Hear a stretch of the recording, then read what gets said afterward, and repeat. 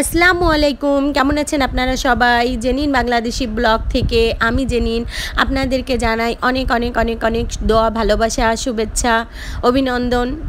আমার মনের গভীর অন্তঃস্থল থেকে আপনাদের জন্য অনেক অনেক দোয়া ভালোবাসা নিয়ে আমি আজকের এই ব্লগটি শুরু করতেছি। তো ভিডিও শুরুতে আপনারা অবশ্যই লাইক দিয়ে ভিডিওটি দেখা শুরু করবেন। আর আমার আপু ভাইয়ারা আপনারা যে যেখান থেকে আমার ভিডিও দেখতেছেন তাদেরকে সবাইকে জানাই অসংখ্য ধন্যবাদ। প্লিজ আপনাদের কাছে একটা রিকোয়েস্ট থাকলো আপু ও ভাইয়ারা, আমার ভিডিওটা অবশ্যই ফুল ওয়াচ করবেন এবং একটা লাইক দিয়ে যাবেন। আর ভালো লাগলে অবশ্যই চ্যানেলটাকে সাবস্ক্রাইব করে আমাকে সাপোর্ট করবেন। এইটুকুই আপনাদের বোনের আপনাদের কাছে আর দাবি বলেন, আবদার বলেন, সব কিছুই। তো আসলে প্রথমে যে ফুল গাছটা দেখালাম ওটা হচ্ছে আমার মেয়ের মাদ্রাসার ফুল গাছ। তো ওই ফুল গাছটা আসলে ওই যে প্রচুর বৃষ্টি হচ্ছে, তো বৃষ্টিতে আসলে এই অবস্থা হয়ে গেছে। গাছটা মানে এক পাশ পুরো হেলে দুলে একদম মানে ভেঙেই পড়ার মতো। তো যাই হোক, এটা হচ্ছে আমি মাদ্রাসায় যাওয়ার পরে শ্যুট করছিলাম, তো ভাবলাম ভিডিও শুরুতেই এটা অ্যাড করে দিই, কারণ আমার ভিডিওতে আমার ফুল রাখতে অনেক ভালো লাগে। আর এই যে দেখেন আমি সকালবেলা উঠে পরোটা আর হচ্ছে চা বানাইছি।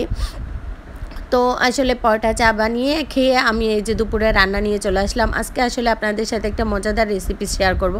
সেটা হচ্ছে আসলে এই কয়দিন কাবাব, তারপর হচ্ছে আপনার সাসলিক, এই টাইপের জিনিস খাওয়ার পরে আমার হচ্ছে ঘরে মুরগির হাত পা, গলা, চামড়া, গিলা এগুলো আসলে থেকে গেছে, কলিজা, এগুলো তো আর ওগুলার মধ্যে ইউজ করা যায় না।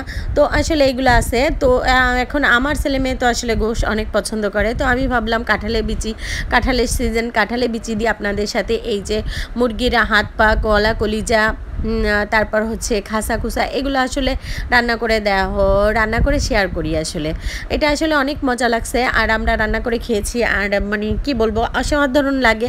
আর এমনিও দেখবেন কাঁঠালের বিচি দিয়ে আপনি যে কোনো মানে গোশ, মুরগির গোশ বলেন, গরুর গোশ বলেন, যে কোনো গোশ আপনি রান্না করবেন, বিশেষ করে স্পেশালি সবচেয়ে বেশি মজা লাগে সেটা হচ্ছে দেশি মোরগ বা মুরগি দিয়ে আপনি যখন কাঁঠালের বিচিটা রান্না করেন সেটা অসাধারণ লাগে। আর কাঁঠালের এঁচড়, সেটাও তো অনেক। কাঁঠাল আমাদের জাতীয় ফল, এই জন্য আসলে এত কথা বলতেছি। আমাদের দেশীয় ফলগুলোই কিন্তু আসলে অসাধারণ, সারা বছর পাওয়া যায় না, বিভিন্ন সিজনেই পাওয়া যায়। কিন্তু আসলে এই ফলগুলো যতটা মজাদার, আমার কাছে বাইরের দেশের ফলগুলো কিন্তু অত মজা লাগে না। আপনি দেখবেন বাইরের দেশের ফলের দামও বেশি, কিন্তু তার তুলনায় আমাদের দেশি ফলের দাম কম এবং সেটা খেতেও কিন্তু অপূর্ব অসাধারণ। যেমন এখন আমের সিজন চলতেছে, তো আসলে কি বলবো, আসলেই আমার কাছে আমাদের দেশের ফলগুলাই অনেক বেশি মজা লাগে। আপনাদের কাছে কার কাছে কেমন লাগে আপনারাও অবশ্যই আমাকে জানাবেন। তো আসলে আমি প্রথমে মশলা কষাই, এর ভেতরে এই গোশগুলা দিয়ে দিচ্ছি, দিয়ে আমি এগুলোকে সুন্দর করে করবো। আর ওই পাশে হচ্ছে আমি কাঁঠালের বিচিও সুন্দর করে খোসা ছাড়াই নিয়েছি। আসলে এটা ভিজা ছিল, কাঁঠালের বিচিটা খুব বেশি ভেজা ছিল, যার জন্য মানে ভালো করে শুকায় নাই, যার জন্য আমার কাঁঠালের বিচিটা ছাড়াইতে আজকে অনেকটাই সময় লেগে গেছে। আর এটা ভালো করে ছাড়াইতেও পারতেছিলাম না, কারণ কি যখন কাঁঠালের বিচিটা শুকনা থাকে তখন আসলে এটাকে মানে যখন আপনি এই কাঁঠালের বিচিটার খোসাটা ছাড়াইতে যাবেন তখন সেটা সুন্দরভাবে ছাড়াই যায়, কিন্তু ভিজা বা হালকা আধা ভিজা থাকলে সেক্ষেত্রে আসলে কষ্টসাধ্য হয়। তো আমারটা আসলে আধা ভিজা অবস্থায় ছিল, পুরোপুরি শুকায়নি। আর এখানে আমি একটা মশলা দিয়েছি, এই মশলাটা আমি আসলে ঘরে তৈরি করেছি। এখানে বিভিন্ন পাঁচফোড়ন, মেথি এবং হচ্ছে আরও হচ্ছে ধনে জিরা একসাথে বেটে আমি এই জিনিসটা আসলে করেছি। তো এই যে দেখুন, আমি আসলে কাঁঠালের বিচি এভাবেই দিয়েছি। অনেকেই আছেন এই কাঁঠালের বিচিটাকে পরিষ্কার করে নেন, একদম সাদা করে নেন, আসলে আমি ওটা পারি না।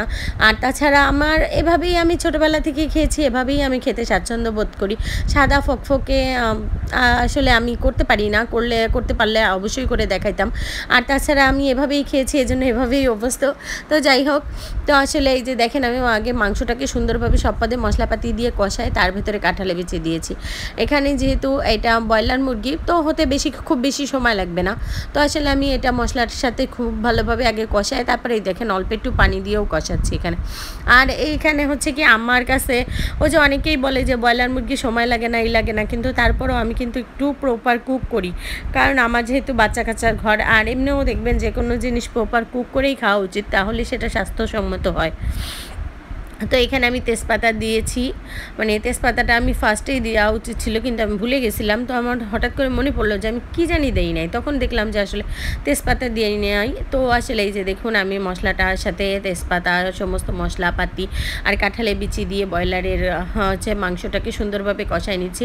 আর কাঁঠালের বিচিটা আসলে আমি একটু ব্রয়লারটাকে একটু কষাই, মুরগিটাকে একটু কষানোর পরপরই আসলে দিয়ে দিয়েছি, কারণ কাঁঠালের বিচিটা সেদ্ধ হতে একটু সময় লাগতে পারে, এই জন্য। কারণ কাঁঠালের বিচিটা সুন্দরভাবে না সিদ্ধ হলে সেটা খেতে মজা লাগবে না এবং কেমন জানি লাগবে।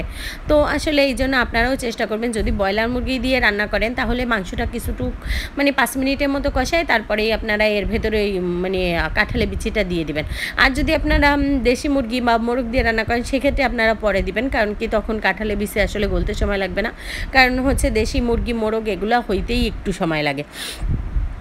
তো যাই হোক, আর এই রান্নাটা এত সুন্দর হয়েছিল তো যা বলার মতো না, আর অনেক মজা লাগছে। তো আমি আসলে এইভাবে মানে মুরগি দিয়ে খেয়েছি, এই ফার্স্ট টাইম চামড়া গিলে কলিজা এই টাইপের এইগুলো দিয়ে এই প্রথমবারই রান্না করলাম এবং খেলাম। মানে আমি সবসময় খেয়েছি গোশ দিয়েই, মানে মুরগির গোশ বলেন, গরুর গোশ বলেন, মোরগ দিয়ে বেশি খাওয়া হয়, মোরগ দিয়ে আমাদের মোরগ মুরগি দিয়েই খাওয়া হয়, দেশি মোরগ কারি দিয়ে। কিন্তু এই ফার্স্ট টাইম হচ্ছে এইভাবে খেয়েছি, মানে ব্রয়লার মুরগির চামড়া গিলে কলিজা এই সমস্ত দিয়ে। আর কিছু গোশও ছিল সামান্য কিছু, তো ওই যে খাসার গোশ যেগুলো বলে, একজ গোশ তো আর ছিল না। তো যাই হোক, তো এভাবে আসলে খেতে আসলে মজাই লাগছে। তো আমি ভাবলাম যে না, মাঝে মাঝে তো এগুলো আসলে কীভাবে রান্না করব আর কীভাবে খাবো, যদি আলাদা করে ফেলি কাবাব টাবাব বানাইলে তখন ম্যাক্সিমাম টাইমই এগুলো আসলে ওয়েস্ট হয়। আমি এমনও হয় অনেক সময় আমি আমাদের হেল্পিং হ্যান্ড তাকে দিয়ে দিয়েছি অনেকবারই, এরকম মানে খাওয়া হয় না। তো এবার যেহেতু এভাবে করে খেয়েছি মজা লেগেছে, তো আসলে নেক্সট টাইম থেকে আসলে এভাবে করার চেষ্টা করব।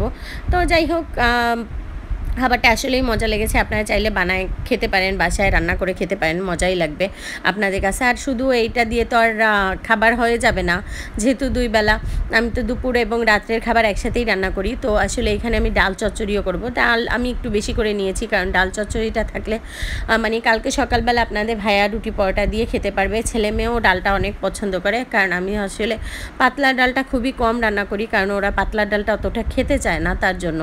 তো এখানে আমি হচ্ছে ওই যে ডাল চচ্চড়িটাই করব। তো এখানে আমি ঝাল পেঁয়াজ, হলুদ আর লবণ আর হচ্ছে কাঁচা ঝাল, রসুন, পেঁয়াজ আর হচ্ছে টমেটো দিয়ে দিয়েছি। টমেটোর তো এখন সিজন না, এটা ফ্রোজেন টমেটো।